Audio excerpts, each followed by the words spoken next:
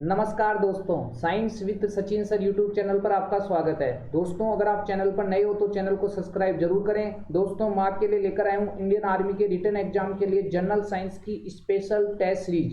दोस्तों, इस test series में मैं आपको हल कराऊंगा जनरल साइंस के प्रत्येक टॉपिक के 25 अति महत्वपूर्ण प्रश्न।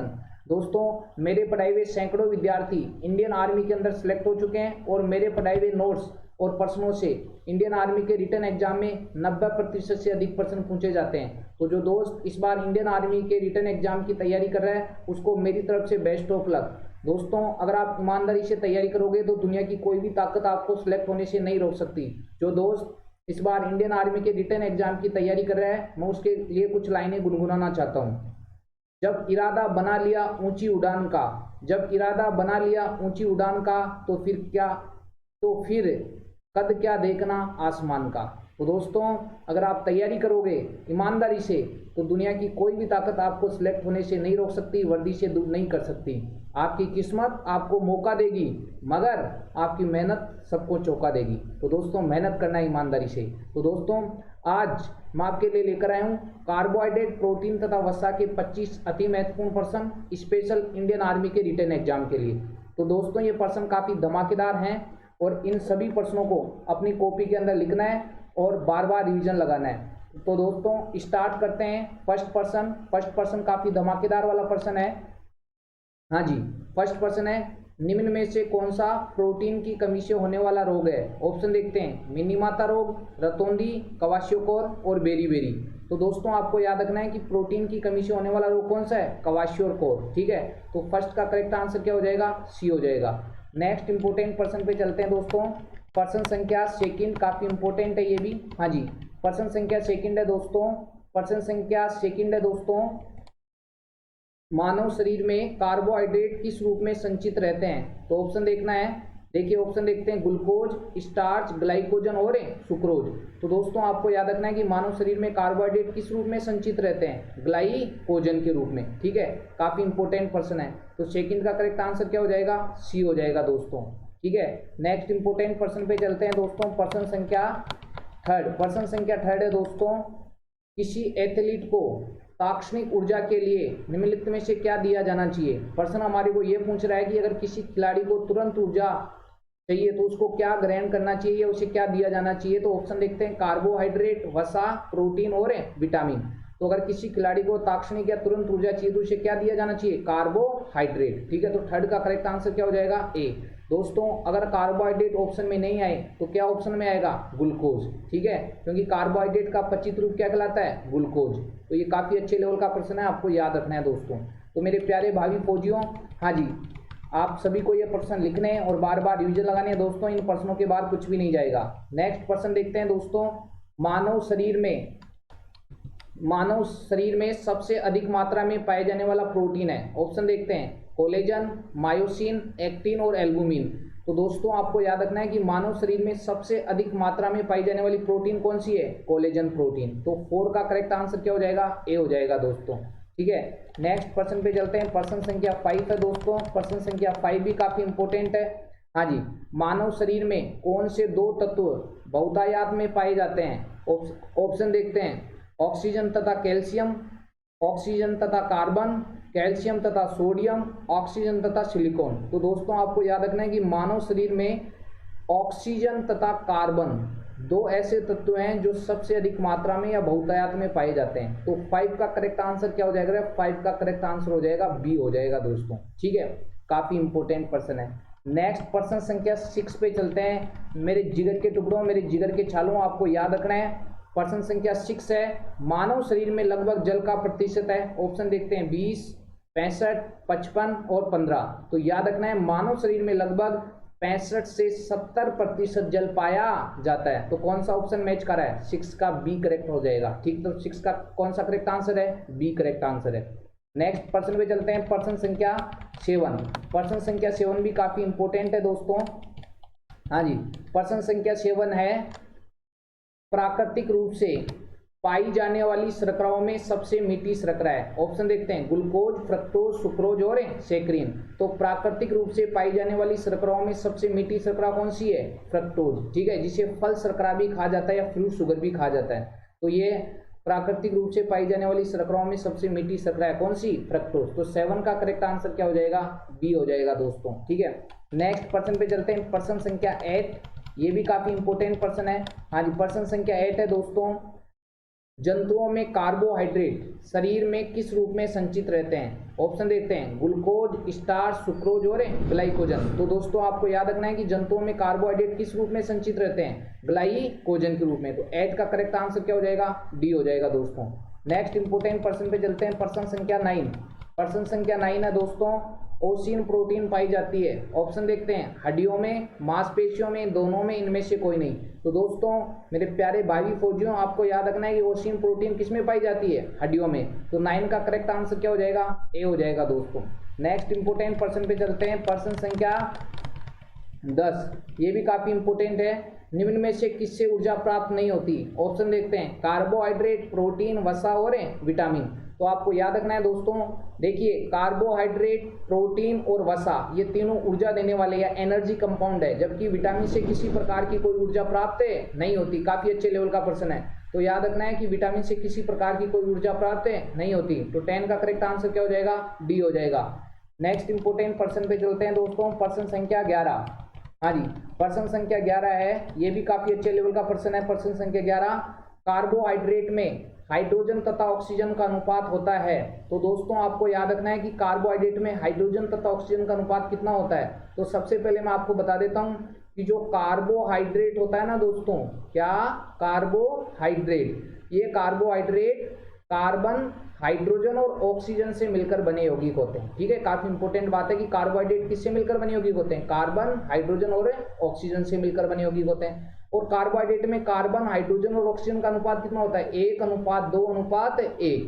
ठीक है, ये इंपॉर्टेंट बात है।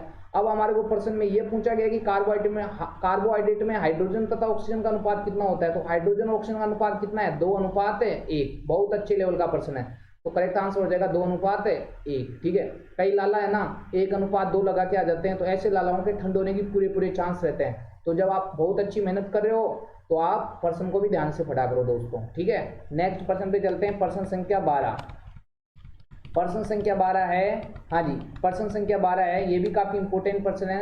निम्न में से कौन सी रक्त शर्करा है? ब्लड शुगर है। ठीक है, ऑप्शन देखते हैं। ऑप्शन है दोस्तों, सुक्रोज, माल्टोज, लैक्टोज और ग्लूकोज। तो दोस्तों याद रखना है कि ब्लड शुगर कौन सी होती है? ब्लड शुगर या रक्त शर्करा कौन सी होती है? तो आपको याद रखना है ब्लड शुगर या रक्त शर्करा कौन सी होती है? ग्लूकोज होती है। ठीक है, तो ये काफी इंपॉर्टेंट बात है। तो रक्त शर्करा कौन सी है? ग्लूकोज। तो 12वीं का करेक्ट आंसर क्या हो जाएगा? डी हो जाएगा दोस्तों।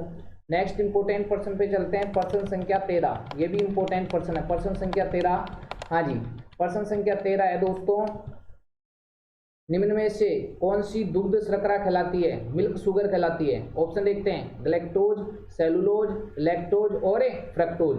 तो याद रखना है कि लैक्टोज को दुग्ध शर्करा या मिल्क शुगर के नाम से भी जाना जाता है। तो 13वीं का करेक्ट आंसर क्या हो जाएगा? सी।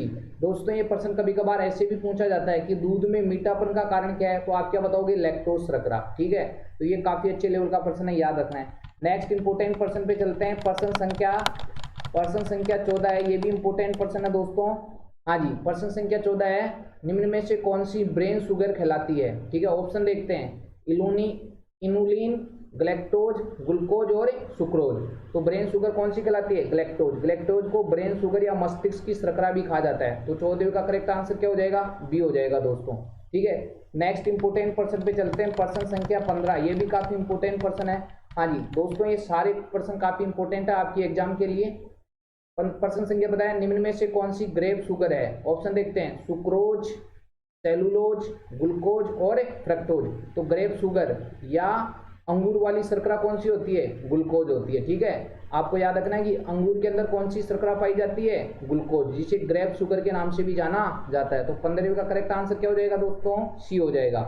नेक्स्ट इंपोर्टेंट प्रश्न पे चलते हैं। प्रश्न संख्या 16, प्रश्न संख्या 16 है दोस्तों, गन्ने में कौन सी शर्करा पाई जाती है? ऑप्शन देखते हैं, सुक्रोज, माल्टोज, फ्रक्टोज और सेलुलोज।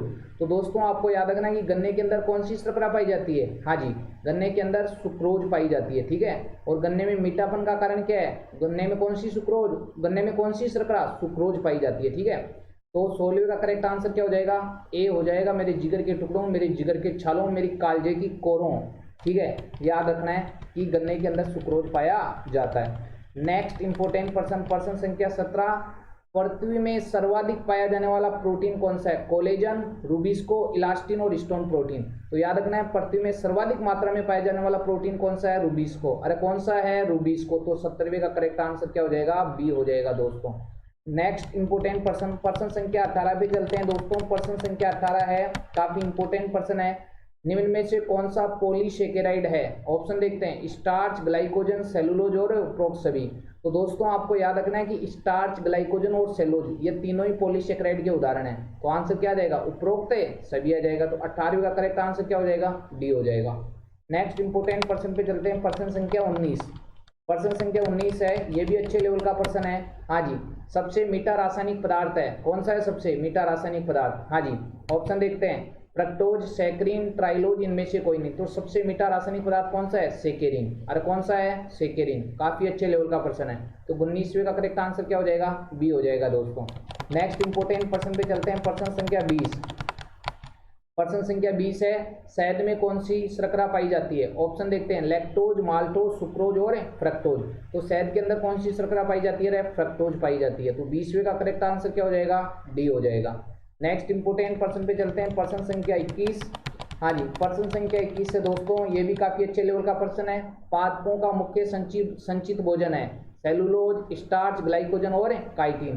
तो दोस्तों याद रखना है कि पादपों का मुख्य संचित भोजन किस रूप में रहता है, स्टार्च के रूप में। ठीक है, तो 21वें का करेक्ट आंसर क्या हो जाएगा, बी हो जाएगा दोस्तों। नेक्स्ट इंपोर्टेंट प्रश्न पे चलते हैं। प्रश्न संख्या 22, प्रश्न संख्या 22 से दोस्तों, प्रश्न संख्या 22 से दोस्तों, प्रोटीन में, हाँ जी, प्रश्न संख्या 22 से दोस्तों, प्रोटीन में कौन सा तत्व पाया जाता है, कैल्शियम, बोरॉन, मैग्नीशियम और नाइट्रोजन। तो याद रखना है प्रोटीन में कौन सा तत्व पाया जाता है, हाँ जी, नाइट्रोजन पाया जाता है। तो 22वें का करेक्ट आंसर क्या हो जाएगा, डी हो जाएगा दोस्तों। नेक्स्ट इंपोर्टेंट प्रश्न पे चलते हैं। प्रश्न संख्या 24 से दोस्तों, हाँ जी, प्रश्न संख्या 23, सॉरी, प्रश्न संख्या 23 है, आयोडीन की कमी से कौन सा रोग होता है, रतौंधी, रिकेट्स, बांझपन और घेंगा। तो आयोडीन की कमी से कौन सा रोग होता है, घेंगा रोग होता है। तो 23वें का करेक्ट आंसर क्या हो जाएगा, डी हो जाएगा दोस्तों। नेक्स्ट इंपोर्टेंट प्रश्न पे चलते हैं। प्रश्न संख्या 24, प्रश्न संख्या 24 से दोस्तों, हाँ जी, प्रश्न संख्या 24 से दोस्तों, देशी घी होता है संतृप्त वसा का उदाहरण है या प्रोटीन का है, संतृप्त वसा या ग्लिसरॉल। तो याद रखना है देशी घी किसका उदाहरण है, संतृप्त वसा का। ठीक है, तो 24वें का करेक्ट आंसर क्या हो जाएगा, ए हो जाएगा। लो जी, नेक्स्ट इंपोर्टेंट प्रश्न, नेक्स्ट इंपोर्टेंट और लास्ट प्रश्न है प्रश्न संख्या 25, काफी अच्छे लेवल का प्रश्न है। हाँ जी, प्रश्न संख्या 25 है दोस्तों, आयोडीन टेस्ट किसे पहचानने के लिए किया जाता है। ऑप्शन देखते हैं, प्रोटीन, वसा, कार्बोहाइड्रेट और काइटिन। तो याद रखना है कि आयोडीन टेस्ट किससे पहचानने के लिए किया जाता है, कार्बोहाइड्रेट को पहचानने के लिए किया जाता है। ठीक है, काफी अच्छे लेवल का प्रश्न है। तो 25वें का करेक्ट आंसर क्या हो जाएगा, सी हो जाएगा दोस्तों। तो दोस्तों ये प्रश्न आपको कैसे लगे, और अगर दोस्तों आपको ये वीडियो अच्छा लगा तो दोस्तों इसको अपने दोस्तों के पास भी शेयर करो। और दोस्तों आपको जरूर कमेंट बॉक्स में कमेंट करके बताना है मेरे प्यारे भावी फौजियों कि आपके 25 में से कार्बोहाइड्रेट, प्रोटीन और वसा में कितने सही हुए।